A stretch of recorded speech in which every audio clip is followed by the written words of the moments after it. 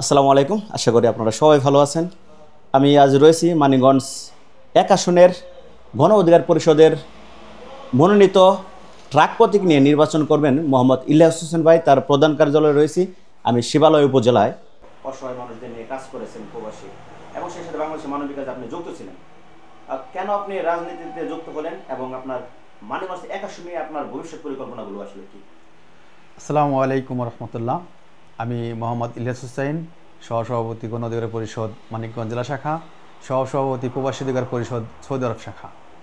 অসংখ্য ধন্যবাদ রবিউল ভাই, আপনি কষ্ট করে আমার এখানে আসার জন্য। আসলে গণ অধিকার পরিষদ অধিকার ভিত্তিক রাজনীতি করে। আমরা অধিকার ভিত্তিক রাজনীতির জন্যই নতুন দল গঠন করা। আমাদের দলের নামটাই গণ অধিকার পরিষদ, প্রবাসী অধিকার পরিষদ, যুব অধিকার পরিষদ, ছাত্র অধিকার পরিষদ, শ্রমিক অধিকার পরিষদ। তাহলে প্রত্যেকটা অঙ্গ সংগঠনের সাথে আমাদের অধিকার কথাটা যুক্ত, আর মানুষের অধিকার আদায়ের জন্য আমরা কাজ করছি। আমি মোহাম্মদ ইলিয়াস হোসেন, আমাকে মানিকগঞ্জ ১ তথা গৃহদূত পশ্চিমবঙ্গ থেকে নমিনেশন দেওয়া হয়েছে। আলহামদুলিল্লাহ, মহান আল্লাহ তাআলার অশেষ রহমত। আমি খুব অল্প দিনেই আমার গৃহদূত পশ্চিমবঙ্গের মানুষের কাছে যেমন পৌঁছাতে পেরেছি, আমার দলের প্রচার প্রচারণার মাধ্যমে দলের দাওয়াত মানুষের কাছে পৌঁছাতে পেরেছি, ঠিক আমার দলের প্রধান জনাব নুরুল হক নূর এবং রাশেদ খান, তারাও আমাকে তাদের ভালোবাসায় মুগ্ধ করেছে। বিগত প্রায় ২ মাস আগে, আপনারা জানেন সবাই, ২৪শে জুলাই আমাদের ৩৬ জন সংসদ সদস্য গণ অধিকার পরিষদের পক্ষ থেকে যাদের নাম ঘোষণা করা হয়েছে, তার মধ্যে অন্যতম মানিকগঞ্জ ১ গৃহদূত শিবালয়। আলহামদুলিল্লাহ, আমি নিজে খুবই আনন্দের সাথে এই কথাটা বলতে পারি যে আমার দল আমাকে দলের ভালোবাসা দিয়েছে, দলের পক্ষ থেকে অনেক বড় একটা ভালোবাসা, যে আমাকে ৩৬ জনের মধ্যে একজন মনোনীত করেছে।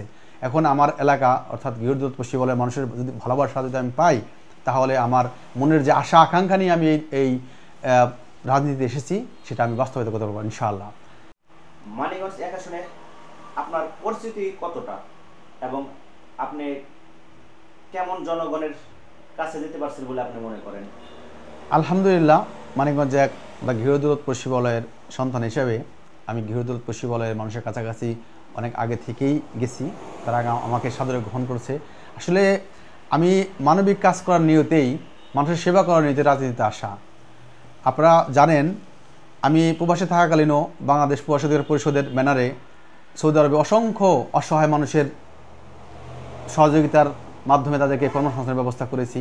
অসংখ্য বিপদগ্রস্ত মানুষকে বিভিন্নভাবে হেল্প করেছি। আসলে মানুষের সেবা করা, মানুষকে সহযোগিতা করা, এটা আমার একটা পেশা। তো আমি দেশ এবং প্রবাসে সব জায়গায় যেহেতু মানবিক কাজ করতে বেশি পছন্দ করি, মানুষের কাছাকাছি যাওয়াটা আমার জন্য খুব সহজ। আলহামদুলিল্লাহ, আমি গৃহদূত পশ্চিমবঙ্গের মানুষের যে সাড়া পাচ্ছি, মানুষের কাছে আমি আমার দল গণ অধিকার পরিষদের দাওয়াত নিয়ে বিভিন্ন সভা সমাবেশের মাধ্যমে, বিভিন্ন পথসভার মাধ্যমে মানুষের কাছাকাছি যাওয়ার চেষ্টা করছি, এবং তারা খুব সাদরে গ্রহণ করছে। আলহামদুলিল্লাহ, আমার এটার বড় একটা পাওয়া। আমার দল থেকে যেমন আমাকে নমিনেশন দিয়েছেন, আমার এলাকার মানুষ, গৃহদূতপুরের মানুষ যদি তাদের ভালোবাসার মাধ্যমে, তাদের ভোটের রায়ে আমাকে জয়যুক্ত করেন, আমি যদি সংসদে যেতে পারি, ইনশাআল্লাহ আমি আমার এই এলাকার ভোটারদের অবমূল্যায়ন হতে দেব না। তাদের সবসময় সর্বোচ্চ মূল্যায়ন করব এবং তাদের উন্নয়নমূলক কাজের জন্য নিজেদেরকে উৎসর্গ করব ইনশাআল্লাহ।